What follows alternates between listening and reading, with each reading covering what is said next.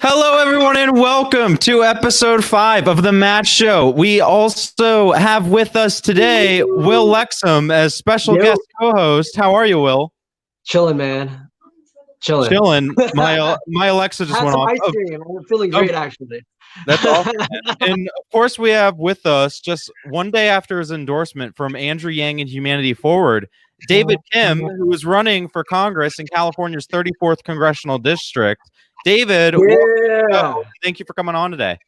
Yes, thank you so much for having me on. I'm so excited to be on. I mean, I've watched so many episodes and I'm finally on. Yes, overdue. I take Overdue. responsibility. I want to kind of jump straight into things because, of course, as I mentioned briefly in the intro, very excitingly, I think Andrew Yang and Humanity Forward offered their support and gave you a ringing endorsement yesterday. And I think what does this endorsement I think mean for your campaign, and also what does it mean for you personally as someone who was a staunch supporter of Andrew's campaign? Yeah, I mean, I'll go ahead and start with the first one. I think the first and foremost with somebody like Andrew, who really stands for, obviously his slogans. I mean, one of his slogans is humanity first, who lives and walks and talks and breathes that. To have an endorsement from that means a lot because it definitely helps bolster up our credibility for those who've never heard about our campaign or my candidacy or who I am. And so it sort of serves as that stepping stone and transition for us to be able to go ahead and communicate and connect with them. So that's the first and foremost from such a man of integrity like Andrew. And then number two, I think putting for him to do that puts us on the national radar, Los Angeles itself. And so given the reason why I say that is locally, once you delve into the local politics and history of how everything breaks down and operates here with all of the different corrupt developer politician relationships, it's like there's not really been a national attention or care given to Los Angeles and what we're going through. It's as if like we're trapped with our own serfs and we just have to be content with our own lords that are lording over us. And so I think at this point, this is where it's important for the federal government to step in, and that's why I'm particularly running for Congress, because I feel like that's been neglected, especially in LA. And so for Andrew to go ahead and say, "Hey, I endorse David's campaign over here," it's like, yes, you put us on the freaking map. Like, yes, this is a cause. This is a local cause. Like Los Angeles, it's one of the biggest cities of America, but it's been neglected for so long because we have 7,000 homeless on Skid Row. We have 60,000. Like, we have our local city council not even doing a full moratorium on evictions, not commandeering hotels to house our unhoused. And so for Andrew to do that, that gives us a lot of credibility. So those are two things.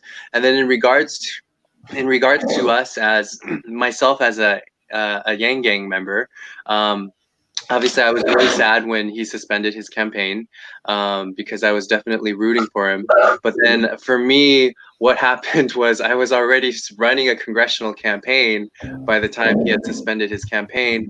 And it started early on, just kind of looking, I won't go through the history of it, but just looking back, the first moment when I first heard about Andrew Yang, like pre-Joe Rogan, I was kind of monitoring him myself, wondering what is this Asian man doing. And then when Joe Rogan comes along, it's like, oh, see, like half of me is like, I knew he could do it, and then half of me is like, oh, still monitor him, but then kind Yeah. of with that, I think I was able to grow myself politically, civically engaged as a voter, as a person in America, because before, like the last campaign that I only really helped out on was Kenneth Mejia's, and he had done something similar to what Andrew did. Was with Kenneth, he sparked that fire in me, and that's what Andrew did again with his campaign. And so there you have it. I mean, for somebody that helped kind of become one of the elements that allowed our campaign to come into fruition, now going ahead and saying, I endorse you guys, it's like, that's amazing. Yeah. I guess that's kind of what sums it all up, kind of those three things. Yeah, it's Yeah, definitely great. that's incredible. And I think me and Will are both interested, and probably the audience too. What was the process like to get that endorsement? Like, was it kind of just like a surprise thing that happened, or were you like maybe in talks, or like how does that go through? Because I know they've done now. They did you and Heidi yesterday, Heidi from Oregon, and then they did Jermaine Johnson. So you're in that exclusive club of 3. Hopefully, going Top tier, baby. Yeah. But, what was that process like? Yeah. It's funny because I guess I don't know where to start. I had met Andrew back in October 1st at the one of the LA rallies that he was at. We took a picture. Oh, that's where I met you too for this time. Is that where I met you too, Will? Okay, cool. Yeah. Maybe that's where I met you. I had no idea who you were, like, at all. Yeah, I'm like, who the hell is this guy? Running for Congress. He's just like copying Andrew's thing and just like making his own bullshit, running for Congress. Jeez, Will. It was October, man. I was really super protective of people stealing from Andrew at that time. Yeah, no, I get it. And I totally get it, because it's like, dude, we don't want anybody messing with the momentum that's going, because that momentum was fucking crazy and insane. Yeah. Like you don't see a movement like that since like 2016. And so it was insane. And so I get that. And for me, I think from my perspective, Will, I was coming from this fucking like energetic, pumped up, passionate, like, yeah, let's do this. Like, and for me, there was no other ill will other than the excitement of it. And so it was like, when I saw that we had a lot of great progressive challenger candidates running for office in Congress for our district, but I saw all of them and none of them had universal basic income. And I was like, what the fuck? Universal basic income is like ground. It makes the most sense. Yeah, it just changes. Everything else is great. Like, I agree with you on that issue, that one. But where's UBI?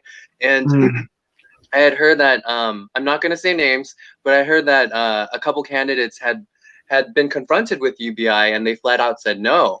And so they're not aware that I'm aware of this. And so when I heard that, I was like, all right, no, then somebody needs to run on UBI. And then that's when I met Andrew. And the moment Andrew saw me, he was like, oh, you're that guy writing for UBI. Whoa, so he heard it. Yeah, no, so he was like supposedly running on my freedom dividend. And I was like, yeah, it's the same. I was like, it's the same. Come on. And like he took a picture with me and my campaign manager, Cindy, who's still my campaign manager, but with other additional campaign managers that came in now. But yeah, so I think from that moment I had a picture in my head. I thought, oh, he endorsed me. But then when Hannah, our chief, I'm a first time candidate, so I don't know how these endorsement things work. Yeah. So then when Hannah, our chief strategist, comes in, she's like, hey, were you ever endorsed by Andrew? And I was like, yeah, I think I was. And then she's like, that's not an endorsement. And so, it's true. So then she played an instrumental role in really kind of getting that for us, seeking out and kind of getting in touch. I think it was a very simple, straightforward process where I think a lot of you guys saw on Twitter, it was just more, hey, we are interested in supporting a group of candidates that are like-minded, that have values aligned with our values as humanity first, who are always putting the people first. Let us know who they are, apply, here's a link. And so that's what we did. We went through the process. We talked with different people inside Humanity Forward. And eventually I went call after one Zoom video call, after another Zoom video call that actually turned into a phone call, after another one, and then finally it was Andrew. And so I ended up talking with big man Andrew Yang, and it was yeah, I definitely I asked him for permission, so he gave me permission to film some of it to put on the vlog.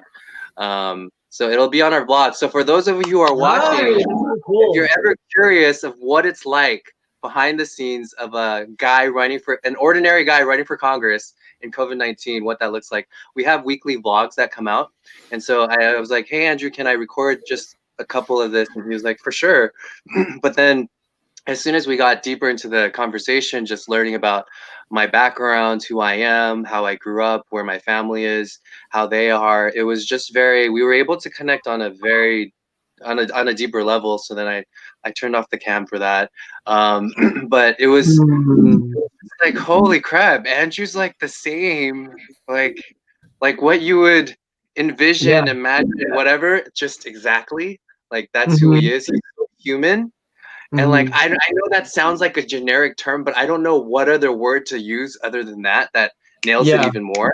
But he's just so human. And I think in that human quality, there's there's humility, there's integrity, there's hard work, there's this big heart. And I think that's what wraps all of humanity together. And so that's why I love that slogan so much, because what makes us human are all of those qualities, and not refusing and not separating or ignoring that. And so that endorsement process was, I mean, it was very simple, straightforward. I think it was a matter of when is it going to happen?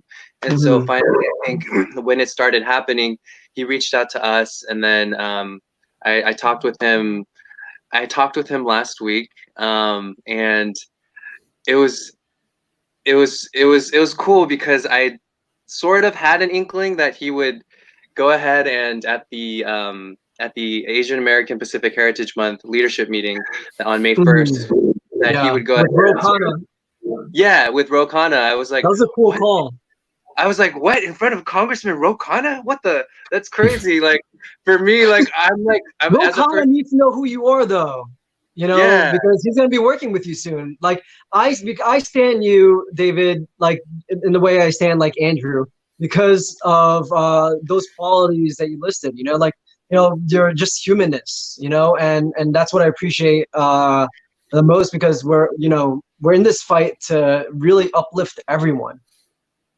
Yeah, no, for sure. And so, like, with Ro Khanna, I was like, I mean, for those who might not know, he's a very respected leader. Despite what views you might agree or disagree with him, he's a man of integrity. And so for him, when I look up to that, I was like, holy crap, he's gonna hear my name. And I was fangirling as a first-time candidate. And I was like, nah, that's not gonna happen. And then I opened these days, it's like when I suddenly see like 500 notifications, it's like, oh, something probably happened. And so I checked, and then I had messages from Hannah and like other team members, but on notifications it was like, Andrew Yang just endorsed David, and I think you guys actually leaked it. Oh yeah, my bad. So it all comes back to you. I didn't leak anything. There was a video. Andrew let it slip. I got this. I telling everyone in the world, you know. But what we said was Andrew Yang plans to endorse David Kim very soon. And you guys were all like commenting, I'm confused. And I was like, I'm confused. Yeah. I didn't actually see the clip yet, and then Hannah sent me a clip, and so then I was like, this is amazing, Andrew. That's so gracious of you. You didn't even have to do that. Like, but I think what was meaningful is because we're using all of that also to create another story for communities that have been neglected, and particularly for us, like it's Asian Pacific American Heritage Month, where we're able to celebrate that, and what better way to do that. And so the way that he was able to segue that in, I was like, dang, that's crazy. And I was like, that was super thankful. And for me, what's special is Ro Khanna is actually the Congress representative for my parents up in Northern California. And so I was just like, wow, that's amazing. And like when I told my parents were like, oh yeah, we love Ro Khanna. And what's special about that, before Ro Khanna was Mike Honda, who everybody calls Uncle. But Uncle Mike, I had interned for him when I was in college.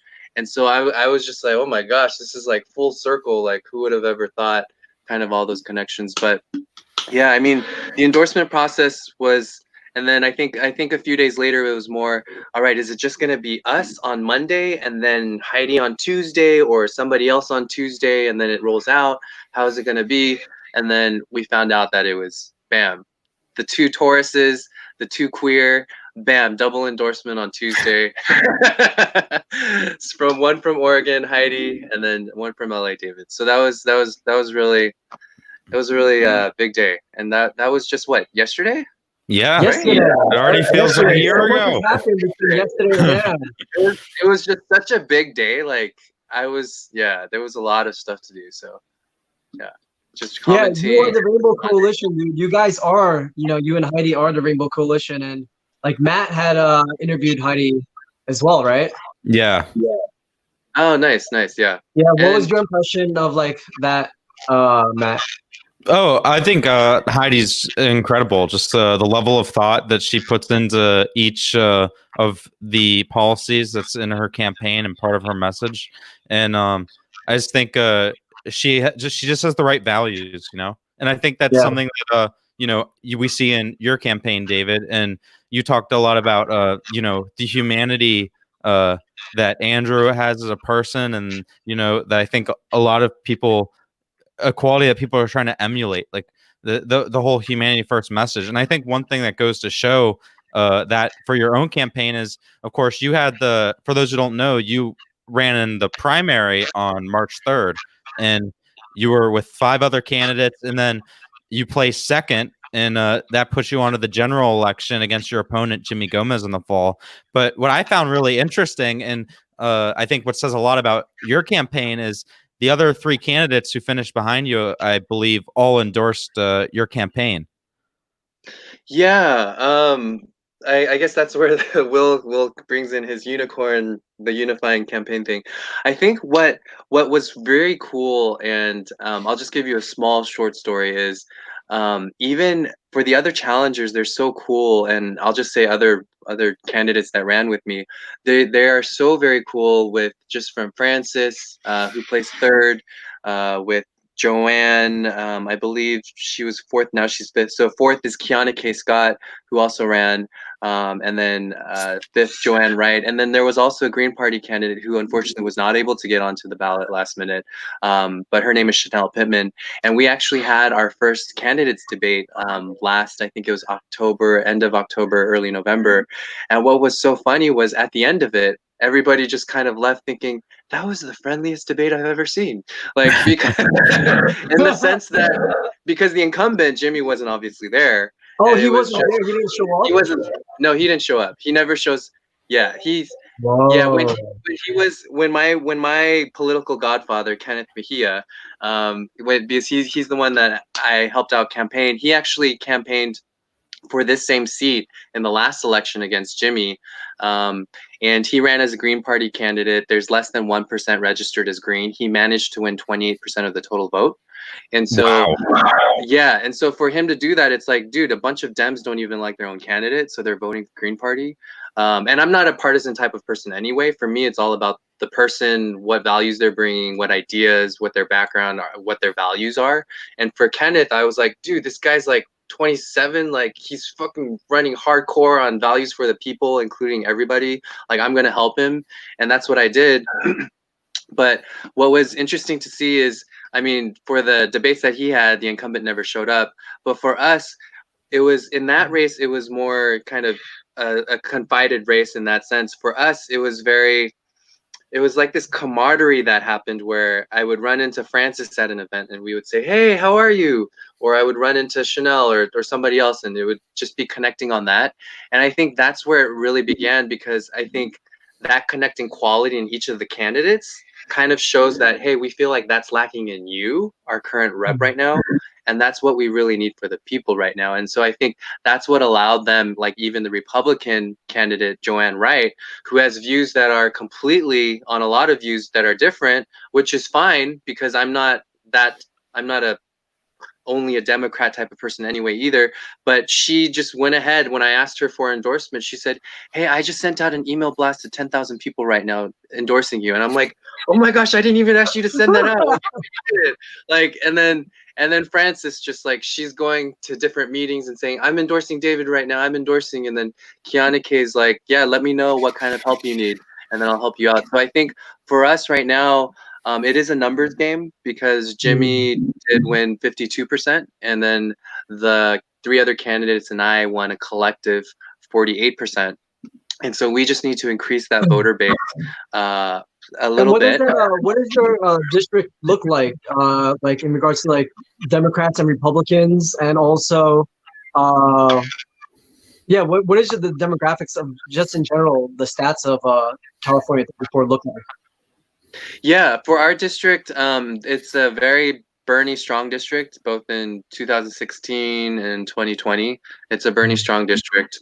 And obviously, I think with the last election, with 28% people voting Green and voting for Kenneth, it really showed, holy crap, like a lot of people aren't happy with what's going on. And so our district is very, I guess if you were to say the presidential candidates that are more popular in our district would be Bernie, would be Tulsi, would be Marianne, would be Andrew Yang. I mean, you do have Biden people that are their like own core, but then more than other districts, we are a bit more left leaning, and I think that also, I think that's unique just to. I'm not saying that because of these conditions, whichever city has those conditions will also lean the same way. But I think just with regards to the environment and the policies and just our sprawling city of LA as how it is right now, I think right now during this season, these more quote unquote progressive, because I hate labeling, but these quote unquote progressive policies are what we need right now for the time and state that we're in right now. Especially like even with COVID-19, like we have people that are still on the streets living, like, and there's no housing being provided for them in that sense. And so it's just kind of these basic elements of human aspects that we're like people are really missing out on in that. And so like I think that's the key thing. Like, and I know you didn't ask this question, but a prime example of that is like when Congress goes ahead and doles out money in expanded unemployment funds. That's great, and I think that's a great thing that they did. But then there could have been a lot more elements put into place to make the implementation a lot easier and smoother with that.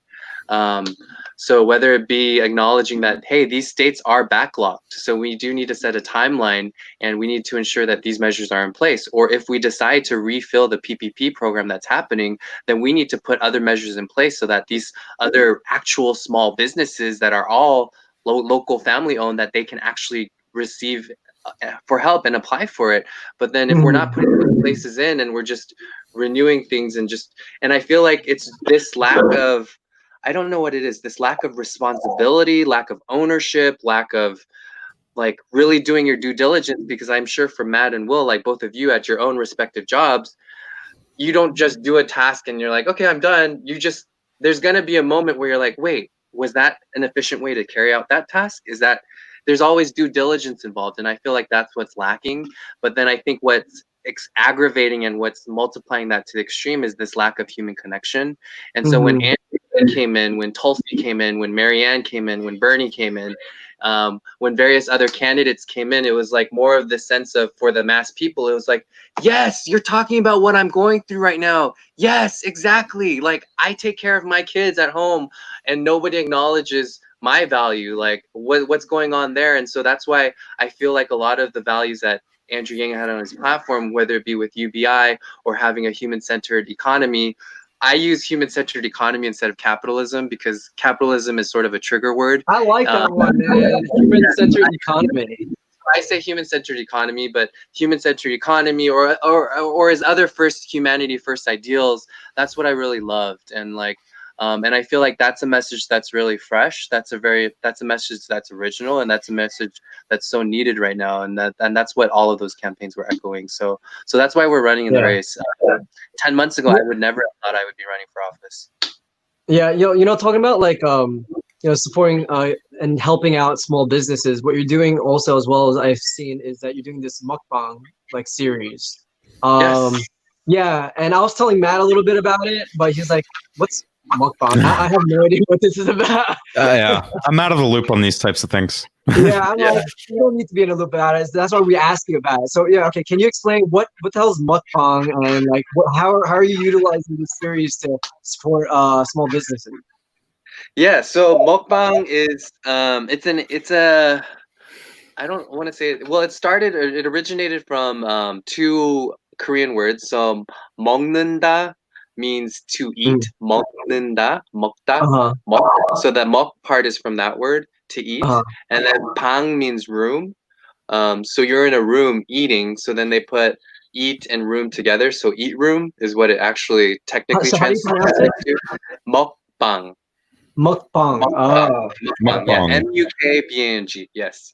So basically, mukbang. I mean, originally it's just people just eating mounds of food online and people watching them in delight. And I know that sounds strange. I know that sounds the perfect coronavirus activity. The ASMR community. Yeah, no, but it's like ASMR. Like, yeah, no, it's like ASMR. When people first hear of it, talk of it, you're like, yeah, that's weird. And then when you actually hear it, it's like, oh, that actually sounded good. Like, but then when you're watching somebody eat fried chicken, and then after the fried chicken eat hamburger, and then after that eat noodles. So that was the original concept. But ours is a very modified one. We're not going to waste food. We're very conscious of being sustainable, being very efficient, and not wasting anything. But it's really about spotlighting those restaurants, because right now, because of COVID-19, we have restaurants shutting down left and right. Restaurants that are laying off all of their employees, them not being able to even apply for PPP because they don't have a pre-existing SBA approved lender. So then they have to wait in line, because if you don't have one already, then you're going to wait 6 months to get one. So all of these restaurants, the fund ran out too.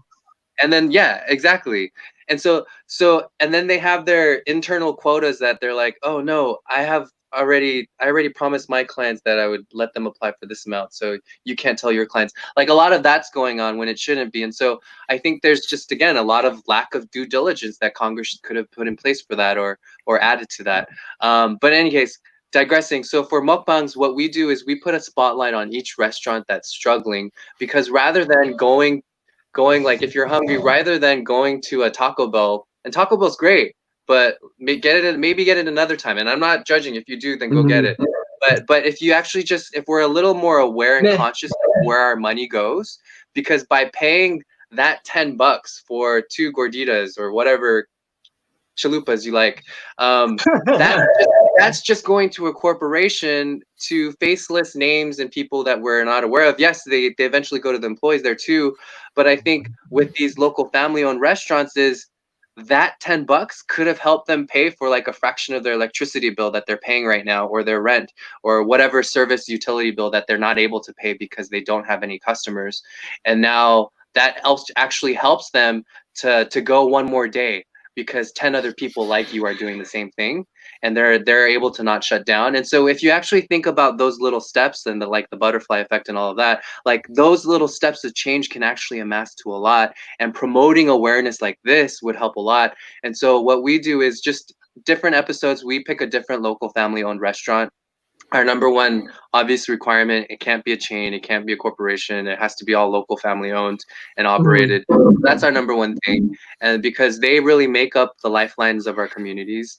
And then number two, we talk about, hey, how can we help you out? Like what are ways to help? Is it buying a shirt? Is it buying cards? Is it, or now recently we've also been asking viewers if they want to go ahead and sponsor meals for our unhoused brothers and sisters in the LA community, to go ahead and sponsor meals. So they'll just go ahead and call that restaurant, that's the restaurant of spotlighted in that episode, and they'll go ahead and call and say, like Michael did it the other day. He just called what was it, Chef Kang's Food Box, and he was like, hi, I would like to order 10 orders of fried wings. And they're like, okay, for who? And it's like, oh, just for our unhoused brothers and sisters. They were like, okay, cool. And then we just picked it up and went and distributed. So those are different ways we can find the communities to engage and help. Like, yeah, you can cook from home, but then also we can also support other local businesses to also help in that collaborative effort. And I think that's what's very important to do right now. And then the third thing for mukbangs is we also feature a local guest, so a local community activist or an organizer, or somebody that's been doing a lot of great things for their community. So we've had Christina Wong appear on there as a special guest. She's a local neighborhood council board member. Yeah, she leads like the aunties, right? Sewing masks. Yeah, she's sewing masks all day for frontline workers. She's organized like 100 people across the country, like sewing masks or something, right? Yeah. Exactly. Yeah, exactly. And so it's these local heroes that actually need more support and more visibility, and they're actually helping out the community in more tangible ways. And so we've had like my other friends Nicole and Sabrina, who are like leading on the eviction moratorium and rent strike things here. And so it's very just kind of been like another talk show, but still have fun eating, but then also still be conscious of what we're doing. So it's been good. So this week we have My Vegan Gold, a vegan restaurant in downtown LA, and then a ramen place called 10 Ramen in Koreatown. And obviously when you guys visit, I'll take you guys to all the places. But yeah, no. So that's what we're doing with mukbang, just kind of finding different ways to like help out. Yeah. So How do people get involved with that project? Because I think that's a great idea, just to support the local communities and I'm sure you've seen the stat. It's harrowing. 40% of small businesses are projected to close in the next 6 months. Yeah. I think with a lot of the businesses we've been talking about, I think a majority, 70-80% of them have had at least 80% drop in sales. So they're managing on a 20% operating income of their of what they normally get. So it's real. I think for those who are watching this right now, like tune into an episode. Don't feel obligated to spend money that you don't have, because that's not the messaging that I'm giving you right now. If you don't have money, save it. But if you are able to give, then maybe if it's 1 meal or 2 meals, don't be pressured to sponsor 5 meals or 10 meals. Like even if it's 1 meal or 2 meals, that's something that will definitely go far in somebody who hasn't had something to eat for days. And so whether it be that, or if you know of any local favorites in LA, because there's obviously we're not trying to play favoritism at all either. If you have any local favorites in LA, feel free to reach out to us, tweet me, and then I'll go ahead and make sure our team gets word of that, and then we can reach out in that. So it would just be participating, and also while you're doing it, if you are able to cook yourself, then cook and eat with us, chat with us, host your own watch party. And I think that's the thing to do. And I don't know if you guys have done it, but I've been on now a couple Zoom chats where I'm just on Zoom chats with friends just eating dinner together. So it's like, no, I have not. Yeah, so just support a local pick one local restaurant. You don't have to watch our mukbang if you don't want to, but it's fun. So watch it. But if you don't want to, then just pick a local restaurant in your own area. Get 3 or 4 friends, order from the restaurant at the same time, and talk about it in a Zoom video chat and connect. Because I mean, I think it's a good idea. I think it's a great idea. I think like especially right now, should do that right now.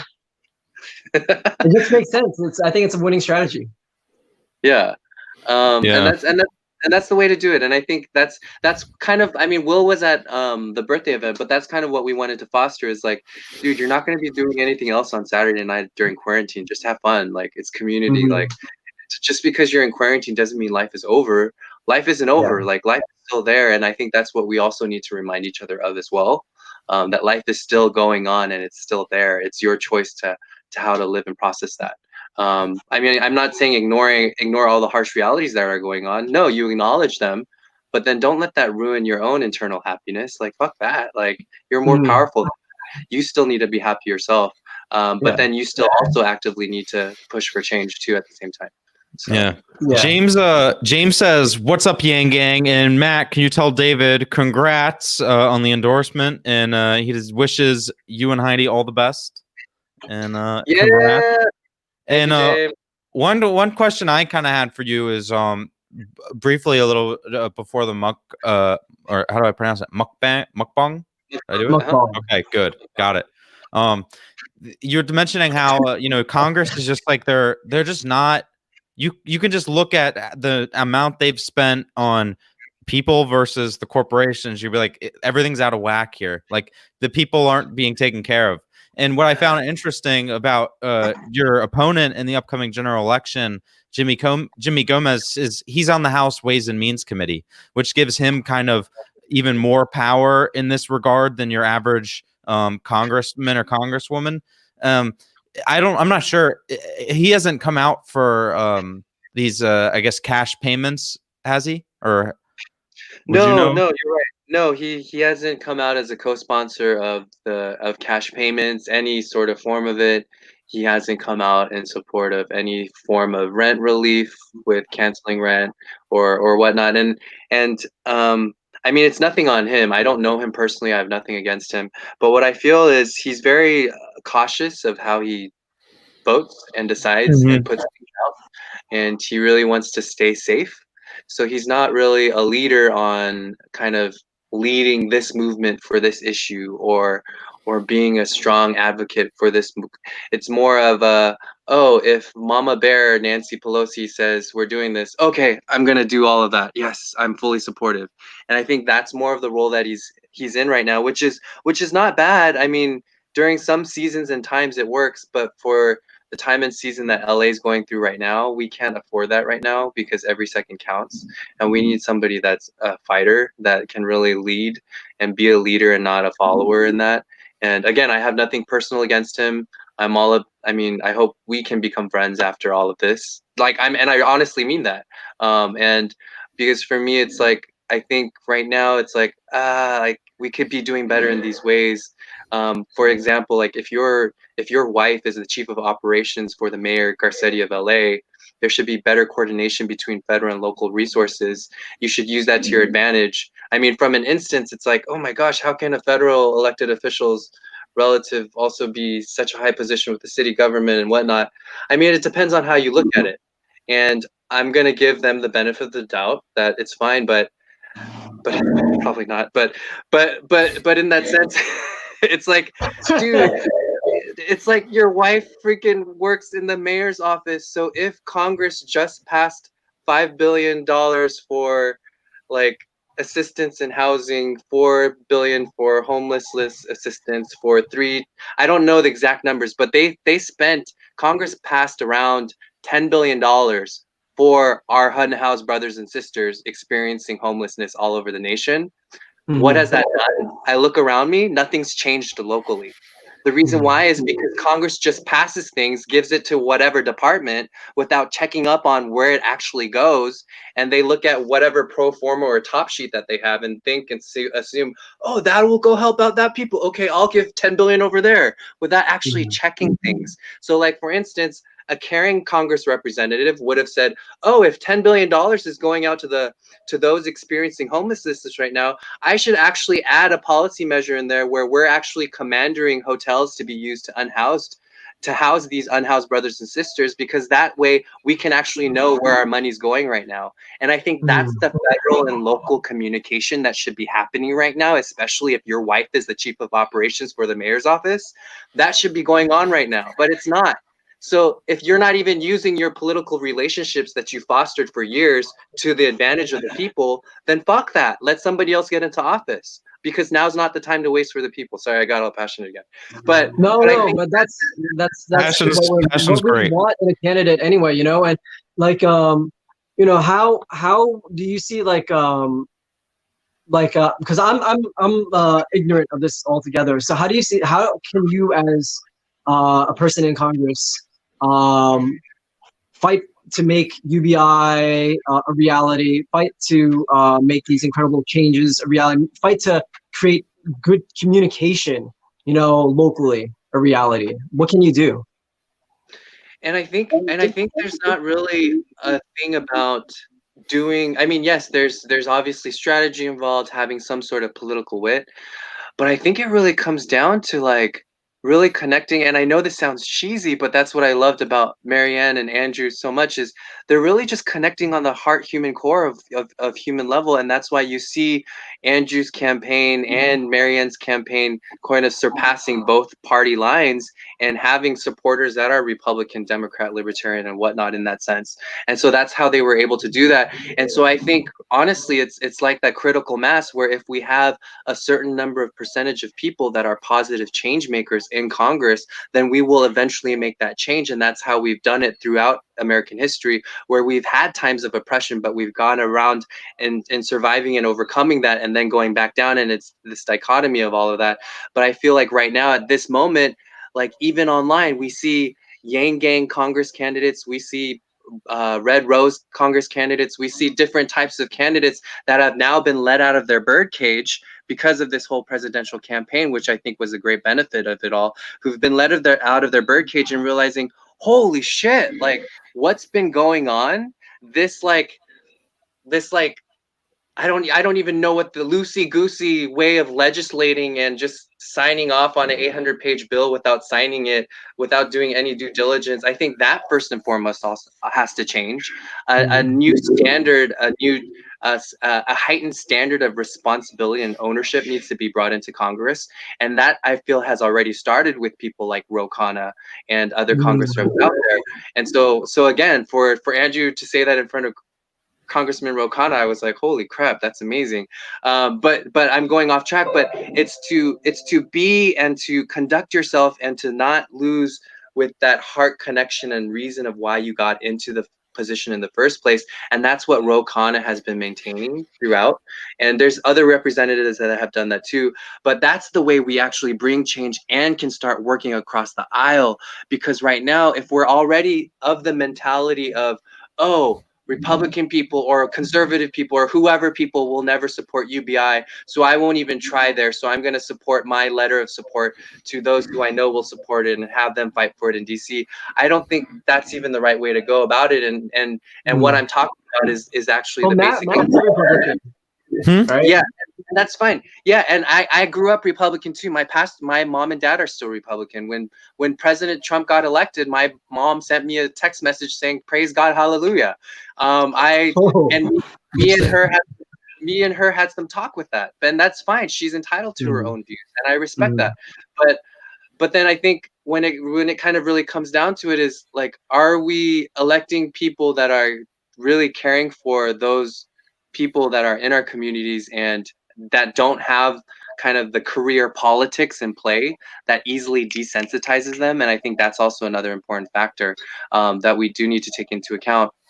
But it's also just kind of going back to the whole point of, we need people like Congressman Ro Khanna. We need to actually also change our mentality. If we're sending out a basic income movement letter asking Congress to support it, you're not just sending out that letter to Nancy Pelosi and Schumer. You're also sending that letter out to McCarthy and to McConnell and to everybody else too. You're addressing this as a nonpartisan issue and as a people issue. And I think that's the mentality that we just have to continue renewing on a daily basis, and soon we'll get there.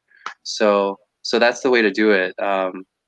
But yeah, I mean, in regards to where we're going forward with the campaign, I think for us, like, we would just really want to focus on helping out with the community right now, and just being involved with the efforts that we have here. Because in LA, unlike in other parts, housing is a huge issue. We have a shortage of, I think, 500,000 for low-income housing units that are unavailable. What do they do? And so we have people living 2 families, 2 units. We have people getting evicted. There was several families getting evicted yesterday, even in a COVID-19 quarantine. And so I think these realities aren't hearing these politicians' ears, or they're not connecting here, and that's what needs to change.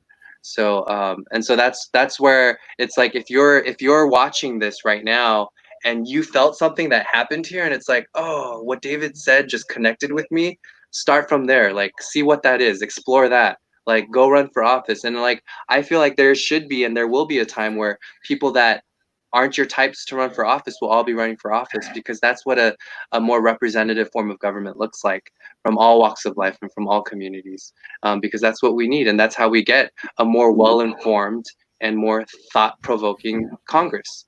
So yeah, so thanks for asking me on that. Yeah, absolutely. and I think thank you for answering. I think I really feel like myself, kind of deep down, is that there's going to be kind of like I think a lot of turnover in Congress in the next few years, just because I think because of what's happened with the economy, and it just feels like the current Congress is just, something's not working out there, where it doesn't seem like they're fighting for the people. I really think like a lot of seats are going to have incumbents voted out. And I know, you've never met Jimmy. I've never met Jimmy. He might be a great guy, but I think like it just comes down to, at the end of the day, the policies that people are fighting for. And I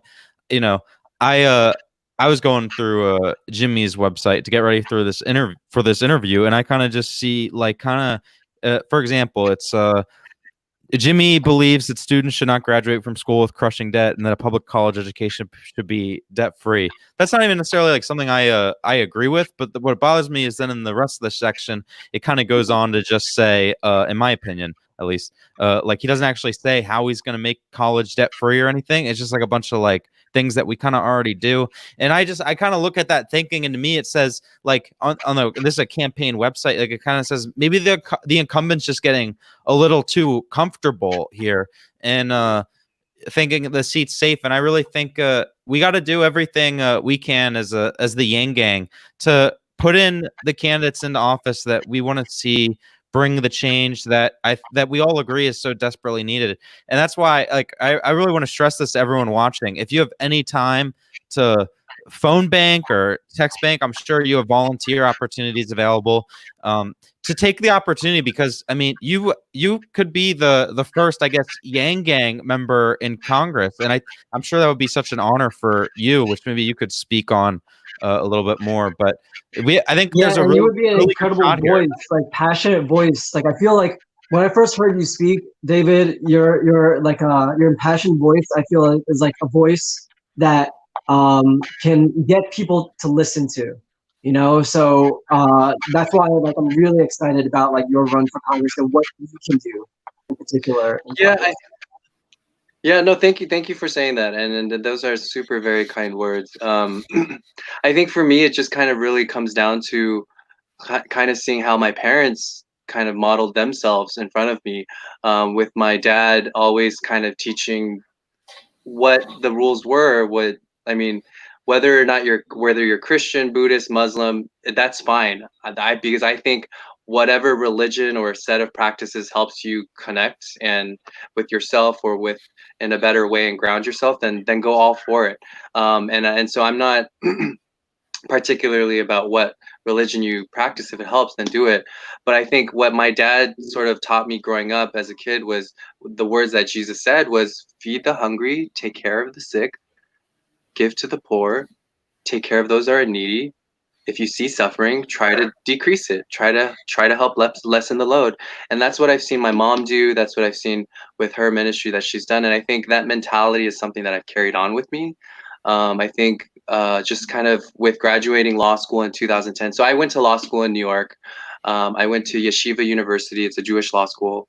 My dream school was Columbia. I ended up not getting in. I got waitlisted, so I ended up going to Yeshiva, which is fine because Yeah, to me it was like, yeah, to me it was like, Will, where you're at. To me it was like, yes, this is where Macaulay Culkin was here, and like Home Alone and Miracle on 34th Street, and like Kevin and New York all is of that. magical, dude. It was, yeah. So I definitely enjoyed my years in law school there.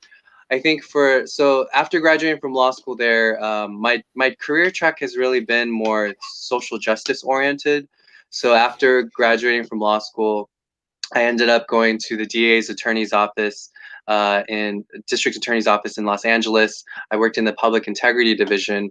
And our division, we were on cases against corrupt political officials. So if there were like district officials or mayors or superintendents, like if there was any inkling of that person's doing something shady, they would report that to our division, the PID division.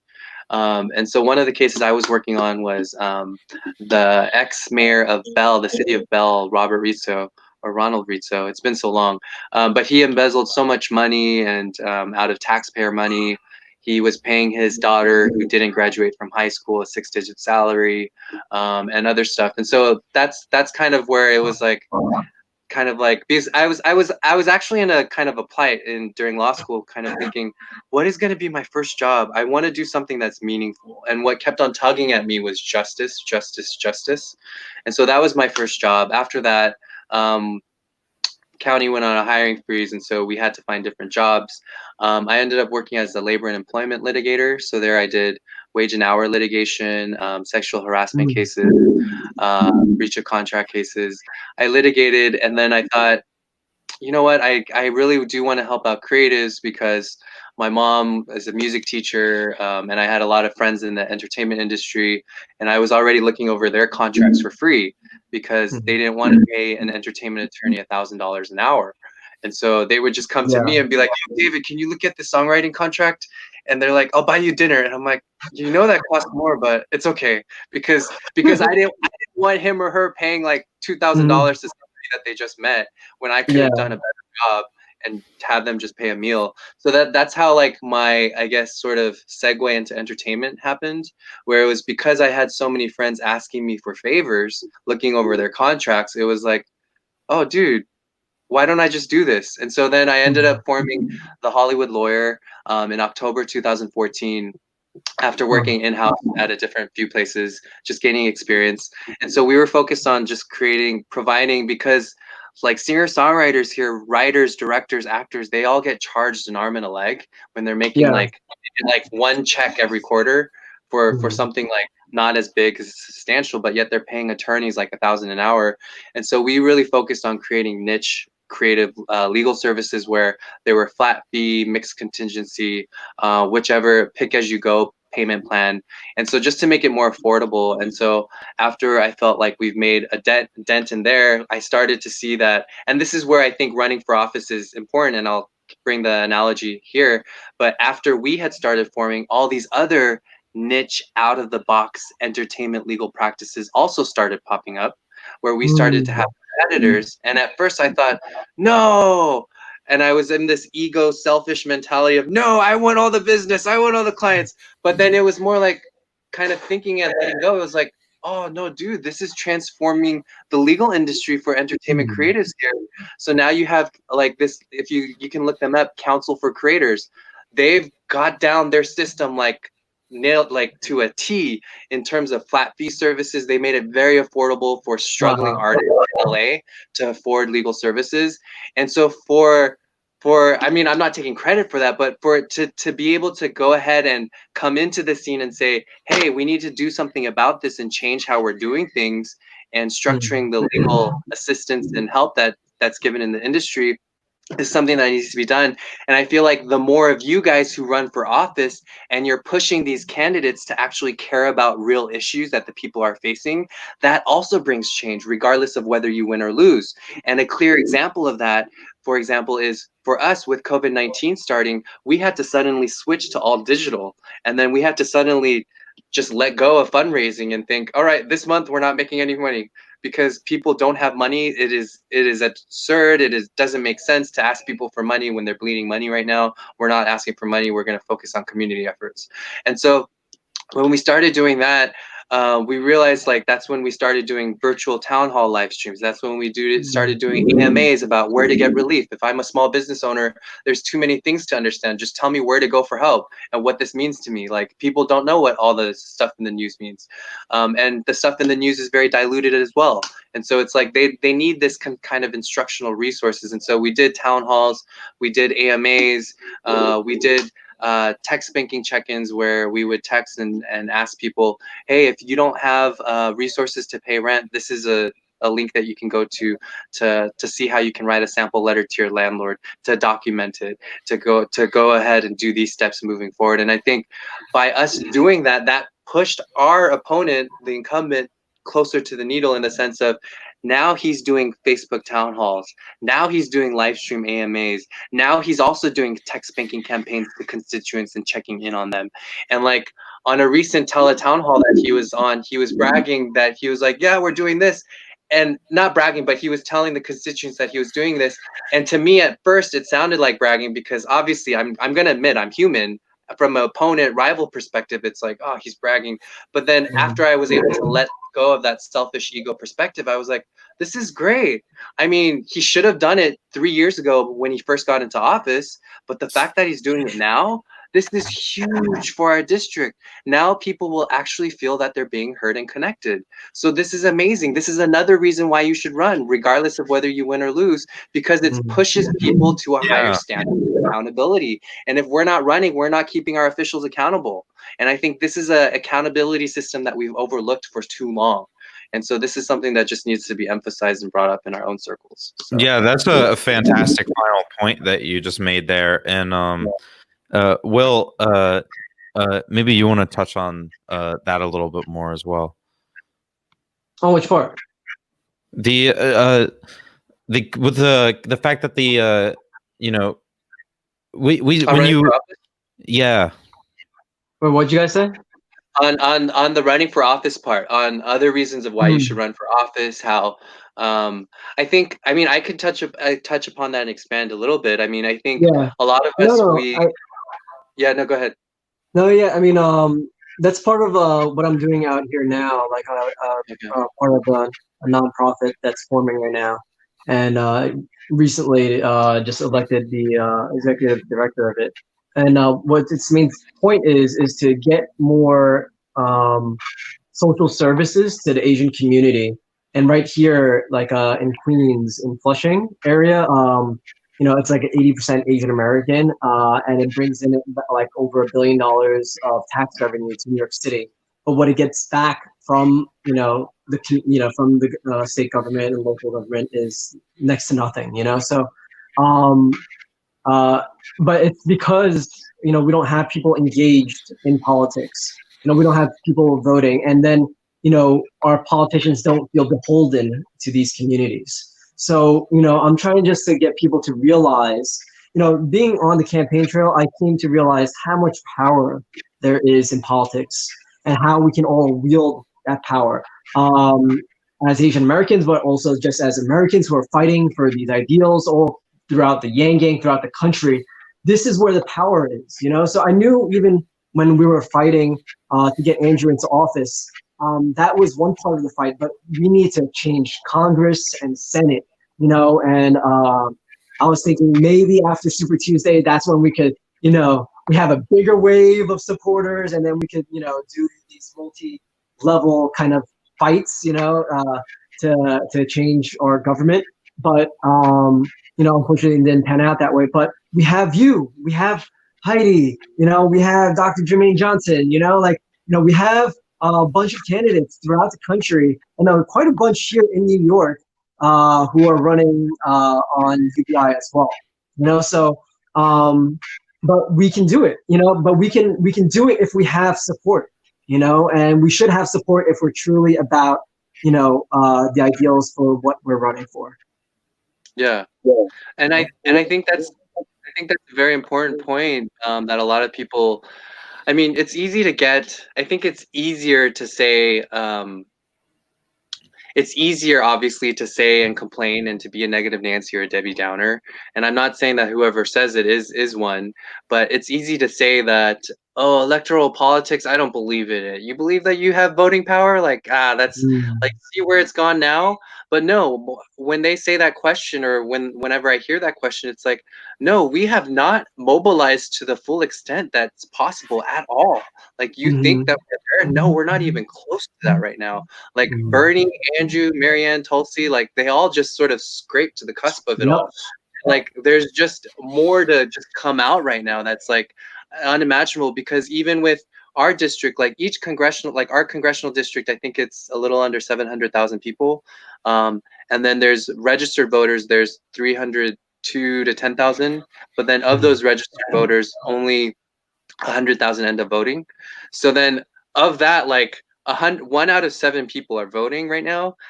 Like, of course you don't see enough power in our electoral politics, because the 6 others aren't voting, and they're not activating, and they're not engaging in that. But once you're able to tap into every person, like what you're doing right now with getting people more engaged and into the community or with different issues, that's what we're tapping into these people to start caring about themselves. Where it's like, I think it's, and I hope this analogy does make sense, but in the sense of, it's realizing, holy shit, like what's going on here, like me working my ass off day in and day out till the day that I die, and like living in this kind of system, or like my neighbors right there having no housing, or me just now worrying about health insurance this entire past few years, or with this debt that I have. It's like realizing it's not because of you. It has nothing to do. It has everything to do with the system and government that you're in. And it's shining that light into people and saying, this is where you say enough is enough, and where it's like saying, yo, like enough is enough. We can't be treated like this in the system that we're living in, this life that we live. Like it's that really truly deep rooted conviction that we have to have. And then that's where we begin to start activating other people. And I think that's what Bernie and Andrew's movement's done. That's what they've done.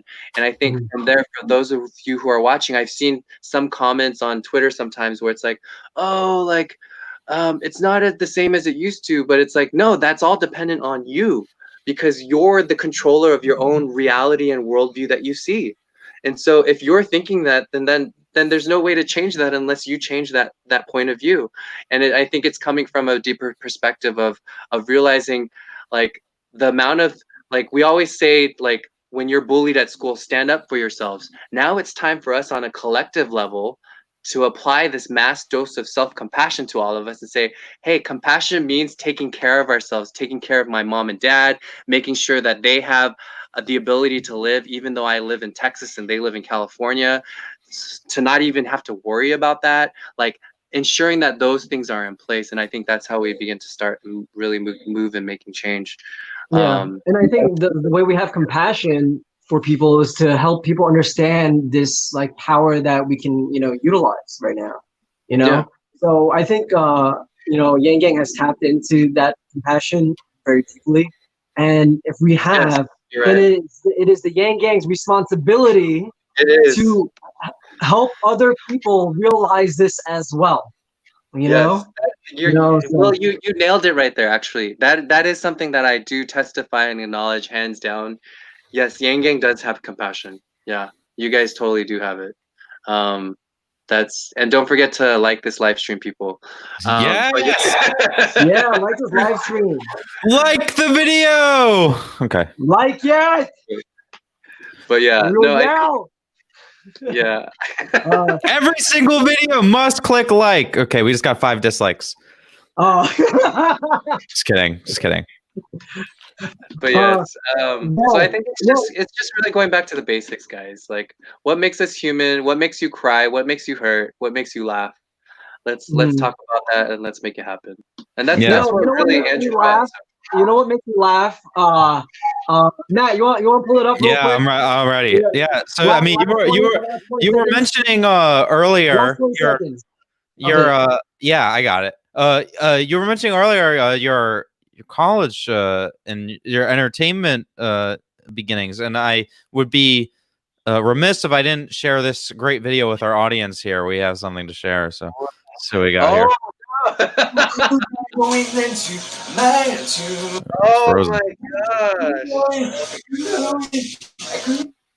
No, it's glitching. I'm glad it's buffering. I'm not. I gotta. Oh my gosh! Whoa, no. Oh my god! I wish it wasn't buffering. It's hiding this beauty. Yeah. Come back to us, Matt. Matt, come back to us. Yeah, I'm trying to work this technology. So for those who are watching, that was a video I recorded like 8-9 years ago in my brother's bathroom. It was a Korean version of Rebecca's Black Friday. Maybe I'll make it public for 12 hours today, and then I'll make it private again. This was what, 8 years ago? 8-9 years ago, yeah. Wow. Yeah, I remember that, like Friday, like Rebecca Black. That was quite a while ago. Is she still around? That was a long time ago. Yeah, she's still around. She's still making music. Yeah, you know what was interesting? I saw on your birthday Zoom, you had a K-pop star on your birthday Zoom, like thing, and then you had another singer that was great, and all these incredible people who were just supporting your campaign. You had like all these friends that get free legal. I'm kidding. No, they're all good friends in the industry, and that's how I got into entertainment legal stuff, like looking over their contracts. And so I have friends in the K-pop industry, or friends in here, like some clients. Like have you guys watched Once Upon a Time? I have not. I've heard. Like I don't have time. I don't watch TV much. Oh no, it's a movie. Once Upon a Time in Hollywood. No, I haven't. The Quentin Tarantino movie. Okay. Well, no, the actor who plays Bruce Lee in there is also a good friend. Mike Mo, yeah. He's also a good friend and client. Also, another client is Fiona. Fiona, she plays Kitty Pong in Crazy Rich Asians. Oh yeah. She's the one that takes the picture and like spreads the picture around. So yeah, I mean, and then I used to be legal counsel for 88 Rising. They're responsible for Rich Brian and other acts. So yeah, I mean, that was a previous industry that I was in. Yeah. So I'm still kind of helping out in different ways. Yeah, I think you gotta write your own campaign song. You know, like write my own campaign. David Kim, 2020. Yes, we can. Oh, we actually have a campaign song. Mercy, Travis Atreo. We just adopted it as our campaign song. So it's like it's essentially a breakup song. So it's based kind of breaking up and saying, hey, like we're the district and we're breaking up with you, Jimmy, and we're going with a new love, like kind of that. No, but you also need like a trappy song like from Paperboy, like Okay. yank your love, $1,000 everyone, blah blah blah, So like Okay. yes we can campaign. I'll look up that reference and then I'll give it to my boyfriend since he's a producer, and then I'll have him do it. Yeah. Yeah. Cool. I do gotta ask one thing. When I look through your website, like I pretty much everything on there I agree with, and then me, I kind of lean, I guess maybe a little more towards like the right than your maybe average Yang ganger, I guess. And I think one thing I question about is the reparations section. I kind of wanted to know a little bit more about your philosophy, kind of when it comes to the whole reparations idea, just because there are maybe people who have questions on like who would foot the bill, because I guess like the whole it's a very complicated issue for sure, but just to kind of go through it briefly, like there's people who maybe didn't even have ancestors here during pre 1860s era, and they're like, well, why do I have to pay for this? Then there's also the question of who do you actually decide gets it, because not everybody who is black necessarily had ancestors that were slaves. I kind of want to know, like, what is your philosophy and thinking on these kind of questions?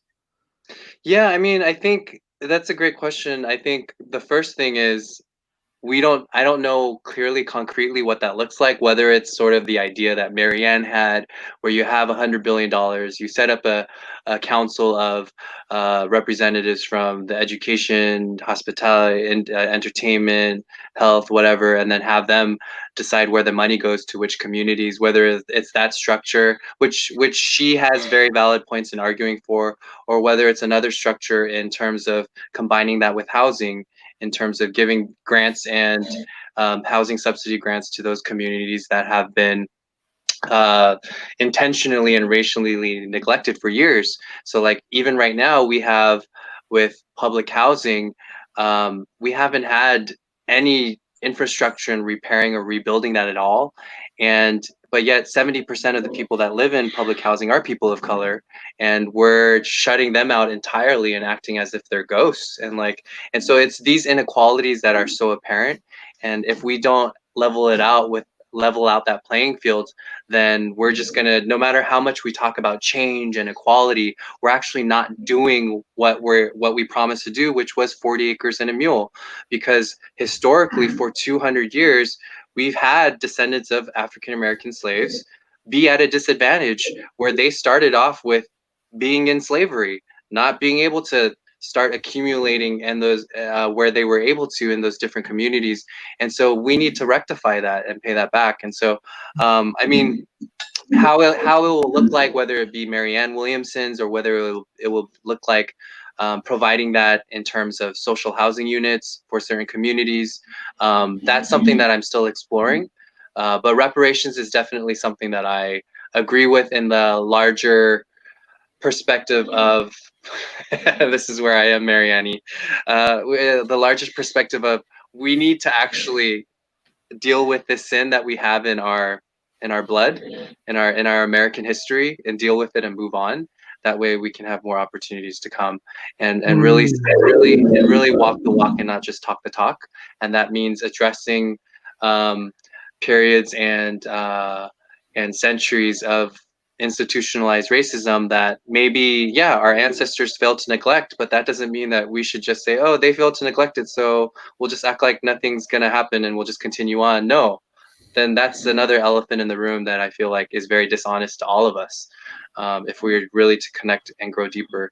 And I think that's like, just like with relationships or friendships, like there's that thing that you need to overcome in order to go deeper. For us to really grow as a country, that's that one thing that we really need to address to grow deeper in. And Yeah. that way we can really stamp out racism and oh my gosh. Yeah. Sorry, I just was reminded of that video yesterday. But yeah, stamping out racism. Which one with the Asian woman? No, justice for yeah. That was a horrible video. So just the fact that videos like that, yeah, Aubrey.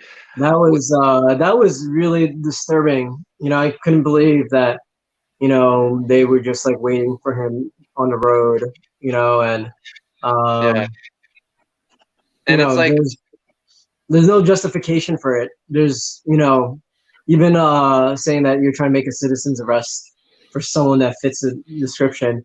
But if it were you and I who were to do that, you know, we'd be behind bars, you know, awaiting, you know, bail. Yeah. And I think if we just continue to go where we're at right now, it's just going to get worse, because that's been something that's been in the American kind of history and framework in our history, unfortunately. And because we haven't dealt with it, we need to actually deal with it again. And so this is one form to do that. And where I really believe is you put your money where your mouth is. Like, don't just say it, like do things. Don't just preach equality, preach love, like do it, because it all shows. There's always action that shows for it. So we can't just say it. We actually need to preach it and do it. And so that means like there's going to be a lot of, you guys will see me like day one, once I'm in Congress, I'm going to be so fucking busy because you're going to, yeah. There's so much stuff that I just want to. I mean, yeah, I feel like it's great. You know, you're a great representative to have, because you care so much about, you know, so many different aspects of what affects like American life, you know, and, you know, it's the reason why, you know, most of us gravitate towards Andrew, because he gives this really clear, wholesome perspective of our country, you know, and that's what I feel, you know, I get from you as well. Yeah, and I think we just really need to look at ourselves as just one person, the American people. And I know that's very cliche, but like, what does that really look like tangibly? Like, I can't just say like, hey, you're my bro, and that's it. Like, I can't just be your bro. I need to be your bro. What does that look like? And so, and I think that just needs to be practiced on a bigger level right now. And so I feel like right now, especially with 2020 elections, I feel like it's more like an awakening moment for us as the American people, where I actually love seeing I mean, at some point, obviously, I hope that we can all agree on who we're going to be voting for and all of that later on. But at this point, because it's still May, I actually am happy when I still see people like opposing this and opposing that, because their moral compass tells them that that's not okay. And so I think that's where it's good to just let the people be able to speak more, to be able to talk more. And so like for having live streams like this, I think it's even more the better, because during COVID-19, like you don't have anything else to do. So watch a live stream like this, go share it with your friends. Even if be with snippets, subscribe to this channel. I hope that's helping you, Matt. Yes, subscribe to TMS. And the stuff that like, yeah, the stuff that you guys are doing is like very noble too, because that's how we're bringing more awareness, and like you're giving us a platform to talk to people and to connect with people and allowing us to use your networks, and thank you for that. And so yes, this is all a kumbaya synergistic like thing that just needs to continue happening. So thank you for that. I really appreciate it, David. And I think, you know, we can really see in you the type of representative that we want, you know, be the future of our country. You know, someone that I think kind of similar to Andrew is, you know, you just see someone who really truly does just care about people at the end of the day. And, you know, it's like deeper than I think just, you know, being someone who cares about someone. It's like I don't know how to quite describe it, but I see that in you. And I really hope that everyone like watching, like again, like this is our chance to begin the wave. Andrew always talked about bringing a wave crashing down on Washington. People that are running like David, people that are maybe watching this chat one day and that could be inspired to run themselves. we are all the wave, and this is the beginning. And anything that you could do, your website is davidkim2020.com. Yes, I'm sure you'll volunteer opportunities. And it's a tough economic time, but if anyone out there can just pitch in, even just like $1, it's gonna help. So actually, what's his name? Michael Kim. Michael.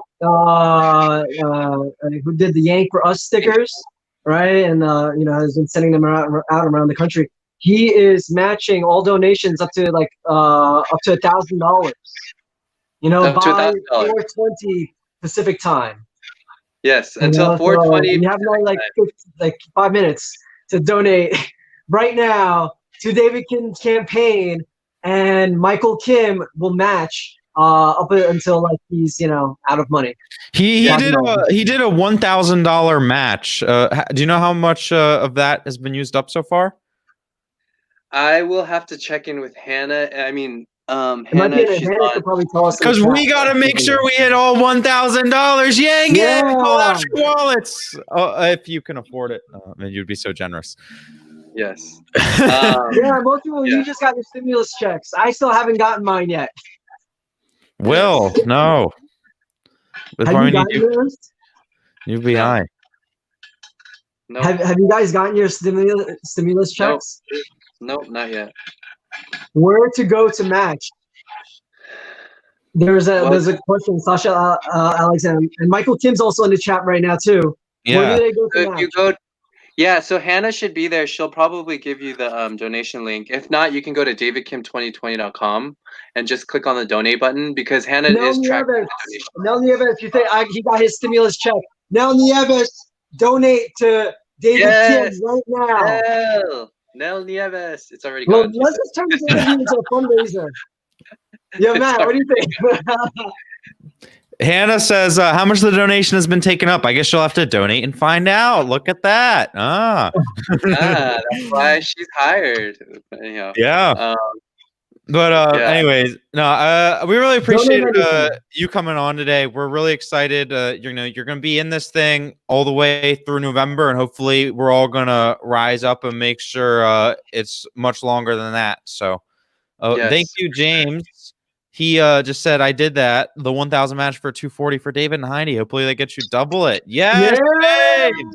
Thank you, James. Thank you. Any last words from you yourself, Will? No, not really. I just wish you the best. I think you're incredible. I believe in you just as much as I believe in Andrew Yang, and still believe in our Humanity Forward movement. And there's just a lot of work to be done. The energy I feel from the Yang Gang has, just had a burst, took a little nap, and I think it's about to, reawaken in a big way very soon. So, I just, really want everyone to get ready to start running again. Yes. Awesome. I think that's a good way to end it. David, really appreciate your time today, and Will, appreciate you coming on and co-hosting here. Thank you, Matt. Thank you, David. David, what do you want to do? You want to say anything? Last words to the folks? Last words. I would say, just be real to who you are. Know what you want. Know what makes you on fire, and that's probably what you're supposed to do. So that's it. Yeah. Awesome. Yes, all right, everybody. Yes, we can. Yes, we can. Yes, we can. Yes, we can. Yes, we can.